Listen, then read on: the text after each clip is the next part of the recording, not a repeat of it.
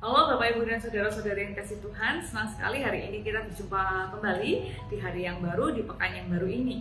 Kita akan bersama-sama merenungkan firman Tuhan, tetapi sebelumnya mari kita berdoa. Sungguh kami bersyukur Tuhan untuk setiap nafas kehidupan dan anugerah yang Tuhan limpahkan di dalam kehidupan kami. Sungguh kami bersyukur karena kami memiliki Allah yang begitu baik, yang tidak hanya menciptakan kami, tetapi juga merawat dan melindungi kehidupan kami. Sebentar lagi kami akan bersama-sama merenungkan firman Tuhan. Kiranya Tuhan yang membuka hati dan pikiran kami, supaya kami dapat mengerti apa yang menjadi kehendak Tuhan, dan kiranya Roh Kudus yang menonton kami, sehingga kami dapat melakukan apa yang menjadi kehendak Tuhan di dalam kehidupan kami sehari-hari. Terima kasih ya Tuhan, di dalam nama Tuhan Yesus kami berdoa. Amin. Halo Bapak Ibu dan Saudara-saudari yang kasih Tuhan, bagaimana kabarnya? Saya harap semua dalam keadaan yang baik, dalam keadaan yang sehat, dalam keadaan yang penuh dengan sukacita. Walaupun demikian, walaupun memang ini kita memasuki minggu Advent yang ketiga yang penuh dengan sukacita, tapi kalau saya beberapa waktu belakangan ini setiap kali membuka sosial media atau membuka berita-berita digital, begitu saya membaca, melihat banyak sekali kasus-kasus yang berkaitan dengan pemerkosaan, pelecehan seksual, ataupun kekerasan terhadap perempuan. Memang hari-hari ini korbannya adalah perempuan memang. Dan yang lebih menyedihkan bagi saya adalah ketika korban itu juga dipersalahkan. Jadi ya kok mau, kok diam saja, kok tidak berbuat apa-apa, kenapa menempatkan diri di dalam keadaan yang berbahaya gitu. Jadi misalnya kenapa pulang malam sendirian, atau kenapa pergi berduaan dengan pacar, atau kenapa kok mau diajak ke tempat-tempat yang tidak seharusnya. Jadi korban itu menanggung derita yang luar biasa, dan mereka dihakimi seakan-akan mereka itu mau mengalami hal yang begitu buruknya. Jadi beberapa kali saya membaca komentar atau mendengar orang berbicara bahwa ya kalau perempuannya berpakaian seksi, ya laki-lakinya bagaimana lagi begitu. Ini tidak, sekali lagi saya harus mendisklaimer bahwa ini tidak terjadi pada semua laki-laki, tidak terjadi pada semua orang yang berpikiran sempit seperti itu ya. Jadi ada beberapa komentar bahwa ya salah sendiri perempuannya berpakaian seksi dan lain-lain, atau salah sendiri kok mau diajak ke tempat-tempat tertentu, atau kok mau berduaan, atau kok diam saja salah sendiri. Nah, ini adalah sebuah hal yang miris begitu, karena namanya saja korban, tapi dipersalahkan. Ini kan bukan hal yang tepat. Sedangkan kita tidak pernah mempersalahkan. Misalnya ada seseorang beli gorengan, ambil 5 ngaku 3, kita nggak pernah bilang ke penjualnya kan, kamu sih jualannya tempenya dibuka di atas piring seperti itu ya kan, kita jadinya bisa mencuri kan. Enggak, kemudian penjualnya itu yang dimarahin kan, ya memang orangnya itu yang memang mengambil kesempatan begitu kan. Begitu juga dengan kasus pemerkosaan, pelecehan seksual, ataupun kekerasan yang dialami oleh perempuan, atau bahkan juga dialami oleh laki-laki, itu tidak bisa korbannya yang dipersalahkan dengan alasan apapun juga. Memakai pakaian seksi dan lain-lain itu hak, kita boleh memakai pakaian seperti yang kita inginkan. Jadi bukan alasan untuk diperkosa atau dilecehkan atau diperlakukan seperti apapun, atau bahkan dihakimi.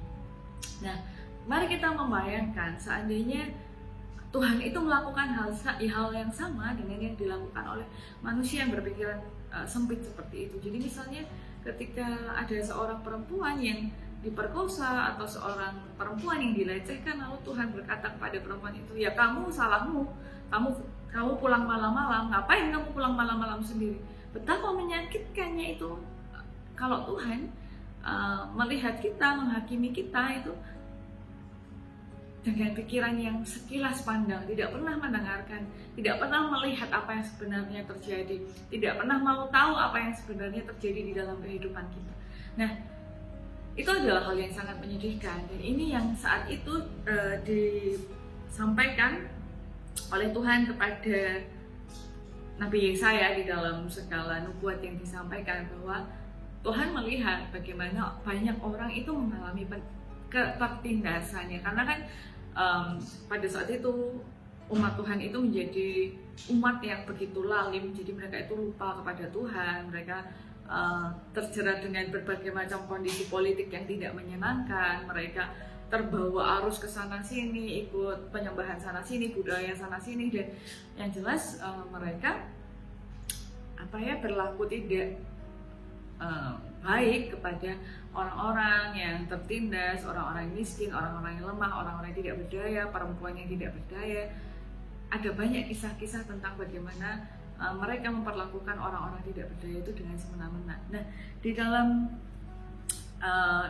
Yesaya pasal 11 ini ada yang dituliskan, judulnya Lembaga Alkitab menuliskan Raja Damai yang akan datang. Jadi sang Raja Damai yang akan datang itu tidak akan menghakimi dengan sekilas pandang saja atau menjatuhkan keputusan menurut kata orang. Jadi sedih ya kalau misalnya ada perempuan begitu dilecehkan, lalu ada tetangganya begitu bilang, pantes wong kae iki ngono ke lah, nek mulai wengi-wengi sing ngeterke lanange gonta-ganti yo pantes memang wong wedoke wis ora apik sih. Itu kan coba kalau misalnya kemudian Tuhan, oh iya jebule ngono to uripe, jebule gonta-ganti to laki-laki yang mengantarnya, ternyata dia perempuan yang tidak benar. Seandainya Tuhan melakukan itu, maka tidak ada orang yang akan selamat, maka tidak ada orang yang akan memiliki kesempatan bahkan di dalam kehidupannya. Nah, Tuhan bukan Tuhan yang seperti itu, bahwa Tuhan itu tidak akan menghakimi hanya dengan sekilas pandang. Ia tidak akan menjadi seorang hakim yang abai dengan keadaan apa yang sesungguhnya terjadi. Bagaimana si miskin ini berjuang di dalam kehidupannya, bagaimana yang tidak berdaya itu berjuang di dalam kehidupannya, bagaimana mereka dalam ketidakberdayaannya mungkin dianggap sebagai pendosa, mungkin dianggap sebagai orang yang tidak berharga. Tuhan tidak pernah memandang seperti itu sekilas pandang saja, tidak pernah. Dan Tuhan tidak pernah menjatuhkan hukuman menurut kata orang. Wah iki wong iki nek dirembuk bareng-bareng ki kudune dingenekke. Tuhan tidak pernah menjatuhkan hukuman menurut kata orang, karena Tuhan melihat apa yang terjadi. Tetapi ia menghakimi orang-orang lemah dengan keadilan. Orang-orang yang tidak pernah punya hak, punya kesempatan untuk mendapatkan keadilan, mereka akan dihakimi dengan keadilan. Jadi ini adalah sebuah kabar yang sangat menyentuh hati saya sebagai perempuan ya, karena kan saya ini perempuan. Jadi saya membayangkan kalau seandainya hakim-hakim yang ada di dunia ini tuh meneladani Tuhan ya, mereka itu tidak semena-mena, lalu mereka memberikan keadilan bagi orang lemah, maka perempuan-perempuan yang dilecehkan atau bahkan laki-laki yang dilecehkan, yang diperkosa, yang mengalami kekerasan, mereka nggak akan ditanya lagi lah, kemarin kamu mau nggak, kemarin kamu sukarela nggak, kamu kemarin pulang malam nggak lah, pakaianmu kemarin seperti. Mereka tidak akan diberikan pertanyaan yang menyudutkan, yang menyakitkan, yang menempatkan mereka bukan sebagai korban lagi, tetapi juga sebagai orang yang minta untuk disakiti.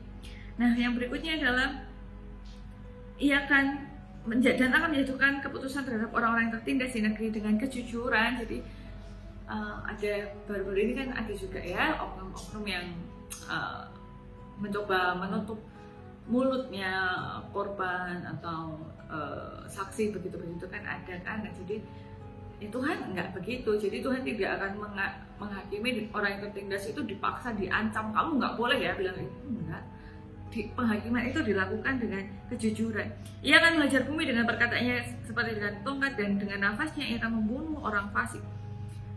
Penghakiman itu ya memberikan keadilan bagi yang lemah dan juga menghukum bagi orang-orang yang fasik, dan ia tidak akan menyimpang dari kebenaran dan kesetiaan seperti ikat pinggang tetap terikat pada pinggang. Jadi ya kalau pakaiannya orang Israel pada zaman itu kan memang yang panjang begitu ya, terus diikat begitu kan. Nah, iya, itu kan diikat dengan kencang ya, karena dia menyatukan pakaian itu kan. Jadi dia membuat pakaian itu supaya tetap terlihat pakaian proper begitu kan. Jadi ada ikat pinggangnya. Nah, seperti ikat pinggang yang harusnya nggak kemana-mana nih, nggak melotrok-melotrok dan menyebabkan pakaian menjadi tidak baik.